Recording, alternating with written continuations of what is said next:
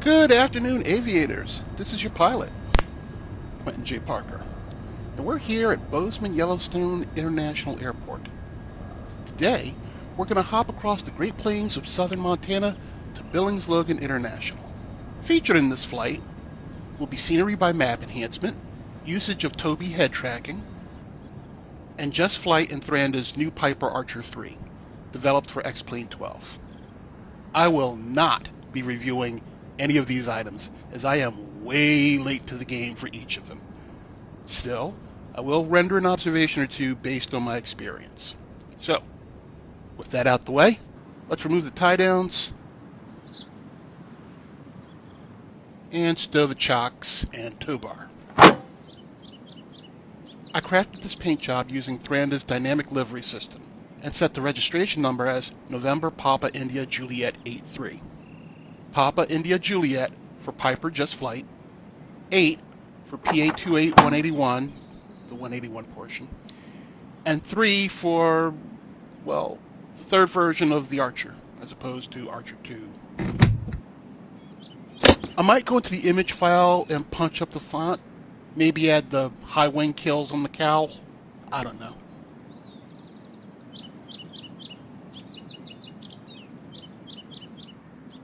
Oh, and those two Phantom 2s down the flight line, in the real world, is a pair of TF-100F Super Sabres.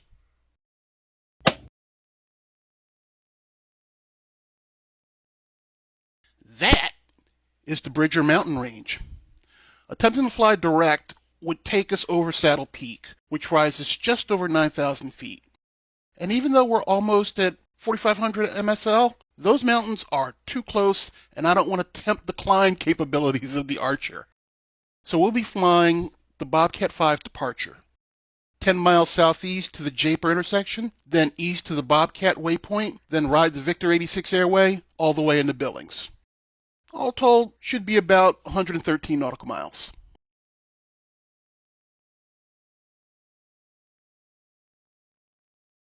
In regards to this X-Plane 12 version of the Archer III, right off the bat, there are little differences between this and the X-Plane 11 version, but I like them. For me, the most obvious is the inclusion of Thranda's dynamic livery system. Exterior textures and sounds were tweaked as well. I'll point them out once we're airborne. Tobii Head Tracking is a breath of fresh air. With TrackIR5, I attached the track clip to the brim of a ball cap that I wore while simming. And it feels weird getting motion tracking without my simming cap. But I'm free of the glare errors when it was too bright in my place. Reaction time isn't as snappy as TrackIR, but it's not offensive. I'm working the settings to reduce the micro jitters, so subsequent videos should appear more visually stable from the cockpit.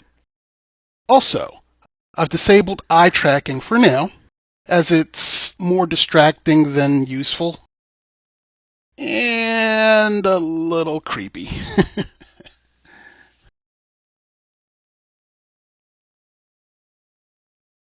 Verify parking brake engaged.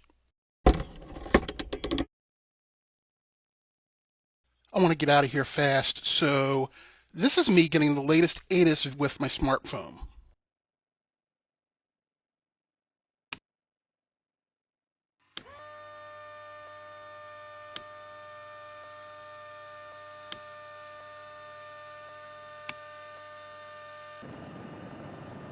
Exterior lights verified, on and flashing. Clear prop! Yeah!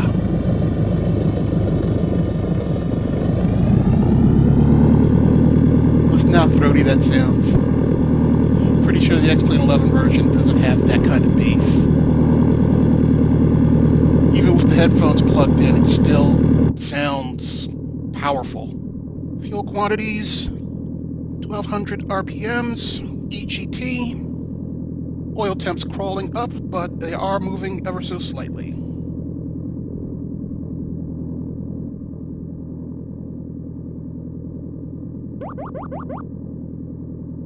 And because I still don't rock with X-Plane 12's air traffic control, we're just going to be doing a lot of pretending.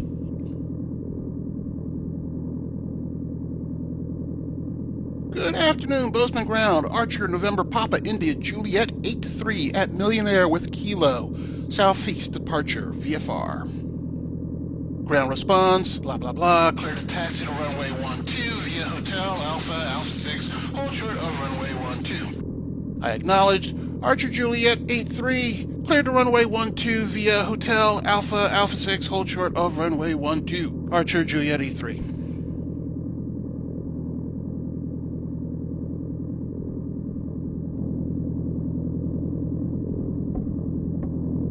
I'm telling y'all right now, Bozeman International is perpetrating a royal fraud. This airport would have you believe that it's located in Bozeman proper, but it's actually 7 miles away in Belgrade, Montana. The scandal of it all.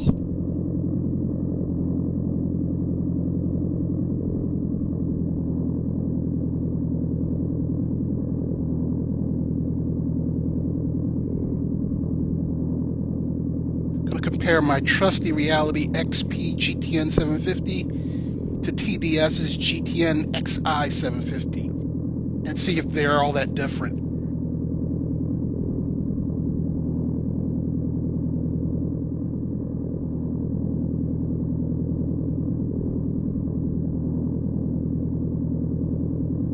In case anyone's wondering, I'm not running any weather apps. What you're seeing is the base native X-Plane 12 weather engine.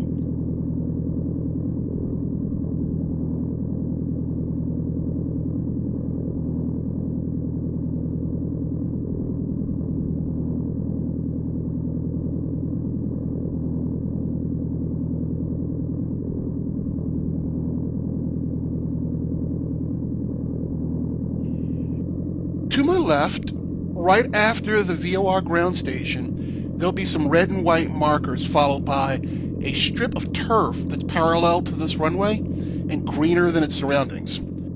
That'll be runway 11 Golf, or 29er Golf. It's a grass strip. I'll point it out.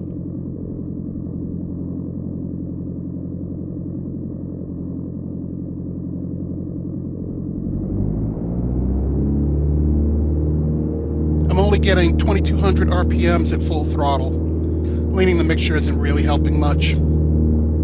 This is the biggest reason why I'm not attempting to go direct over the mountains.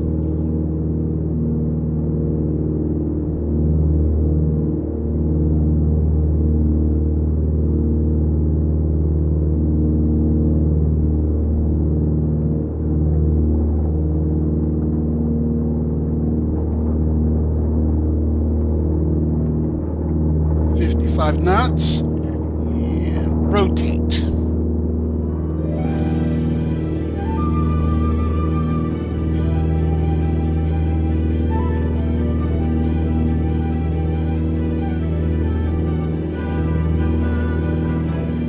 There's 11 Golf. You can just barely make it out.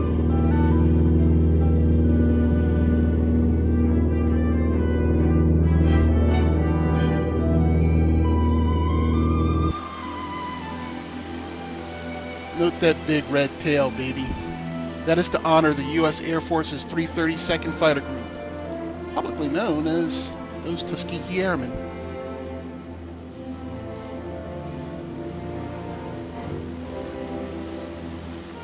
The Gallatin and Absaroka Ranges to the south, the Rocky Mountains behind me to the west, and the Great Plains ahead to the east.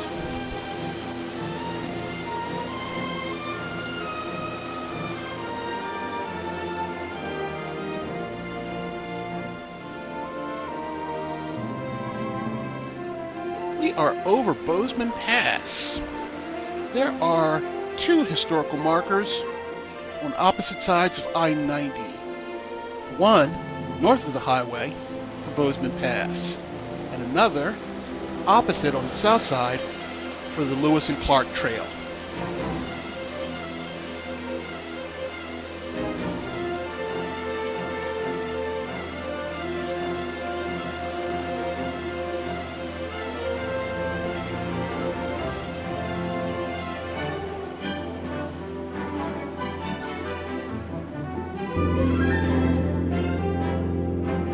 There's the crazy mountains way in the back. That shelf right there, that's Sheep Mountain. And the Yellowstone River at low left.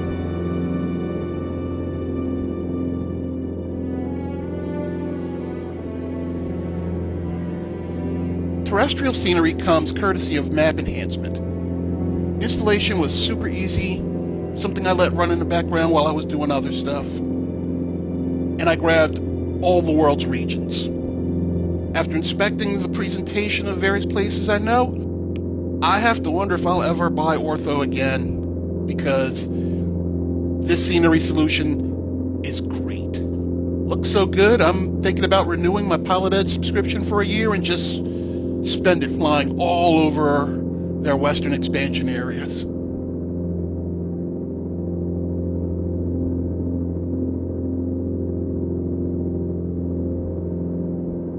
Big sky country, indeed.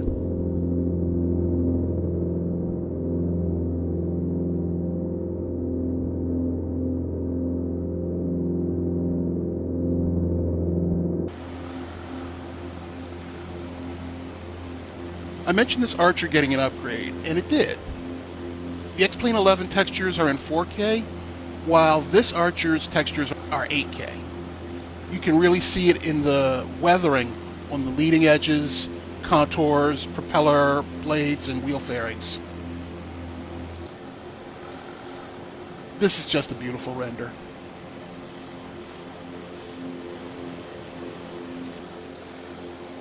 Behold.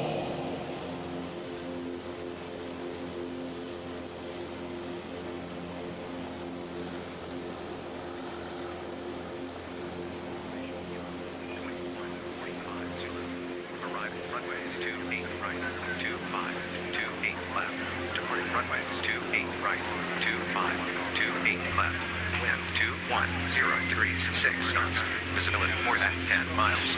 No significant cloud. Temperature 16. Dew point -2. Altimeter 297.8. Advise on initial contact you have. Information kilo. Overall, I like the sound. But when I'm panning by or orbiting the exterior, the sound seems off. Like it's a hair out of sync with where the observer's point of view is. Take a listen for yourself.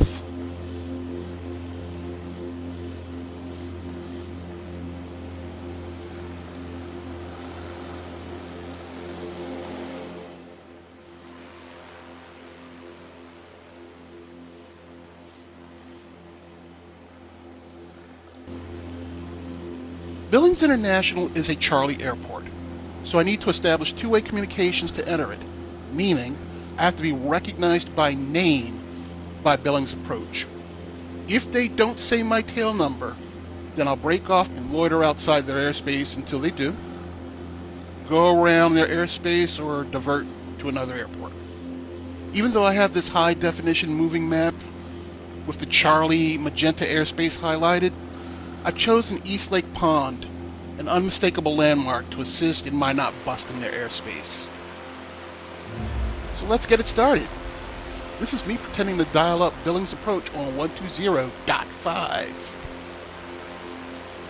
Approach, Archer November Papa India Juliet 83, VFR request. Let's pretend approach, radio's back with my tail number, yay! Followed by a discrete transponder code and vectors or instructions to sequence me into their traffic flow. Easy peasy.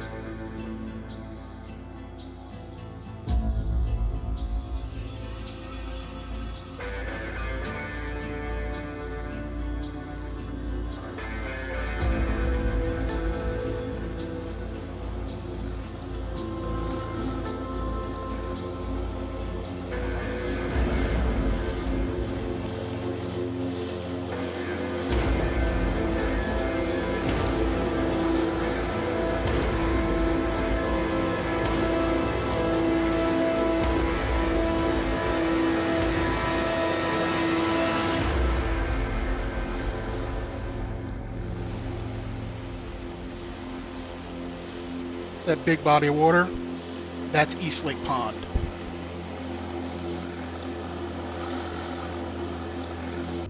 Getting close. Starting to see more and more signs of civilization. In short order, approach will hand me off to Billings Tower. Archer, Juliet 83 going to Billings Tower 127.2. I'll radio them, and they will give me instructions for landing. Left downwind, runway 28 right, traffic in sight, Archer, Juliet 83.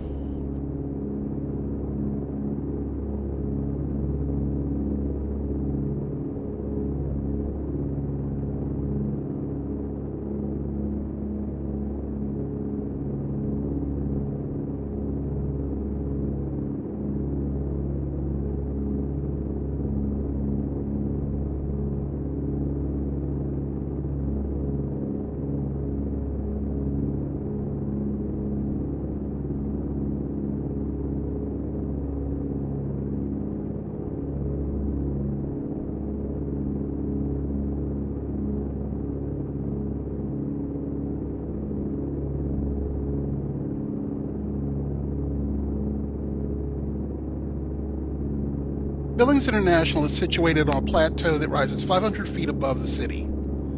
I guess it's too short to be a mesa? I don't know. It's one of a few rim rocks around Billings. I think there's another straight ahead.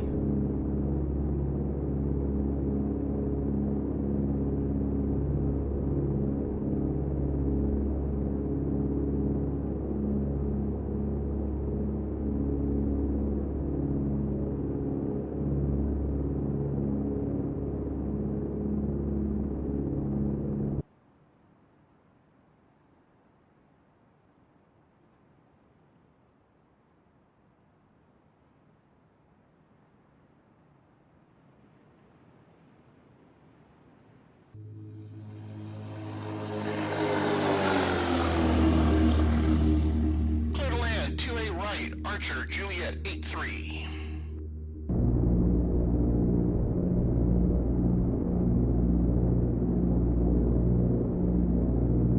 Happy lights say I'm a little low.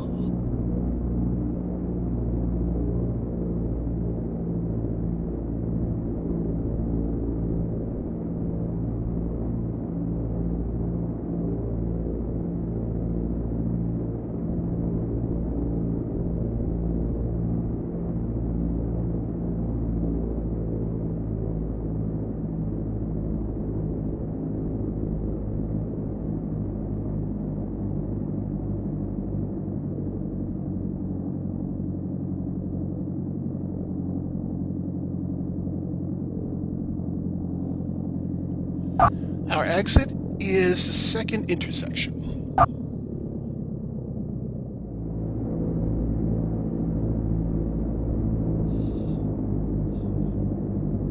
Over to ground point 9, Archer, Juliet 83.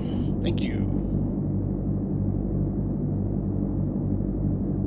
Good afternoon, Billings ground. November Papa India Juliet 83, clear of 28 right at Charlie, going to Edwards Jet Center. Straight ahead off Charlie, Archer, Juliet 83, thank you. We're at the Alpha Charlie intersection and cannot dawdle here because this is a hot spot.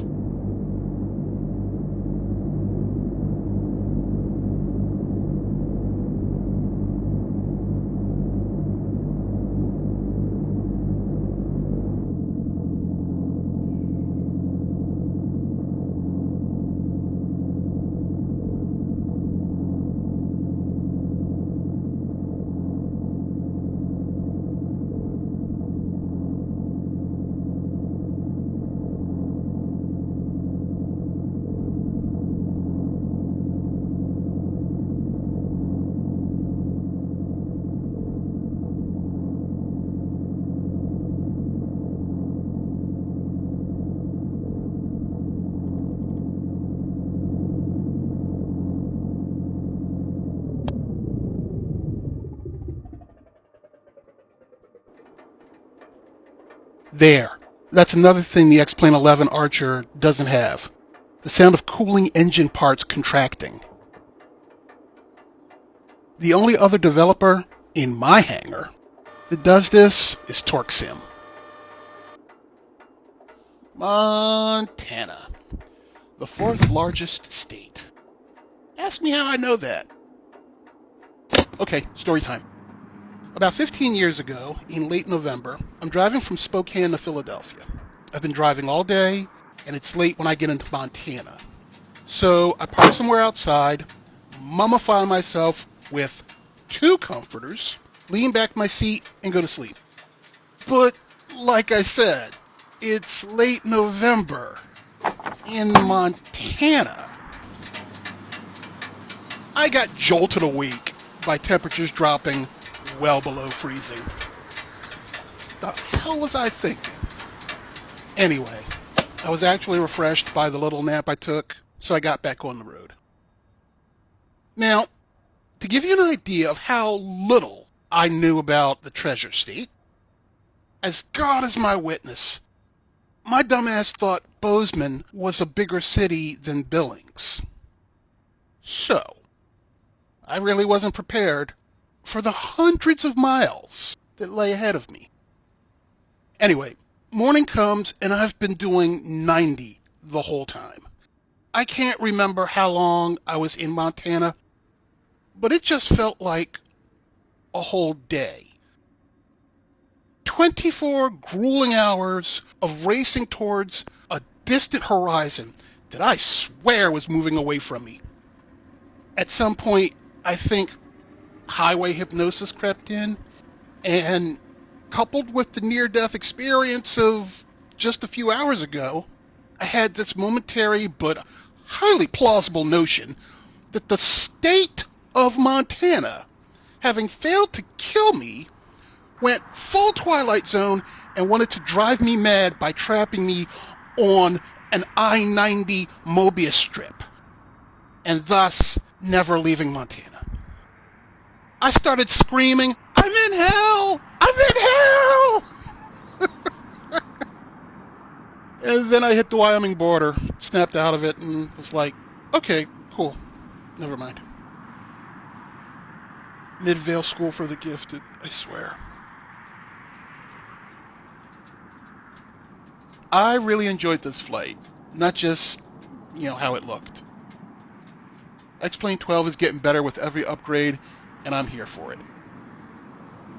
This has been your pilot, Quentin J. Parker, and I will catch up with you guys a little later. I'm out! Bye.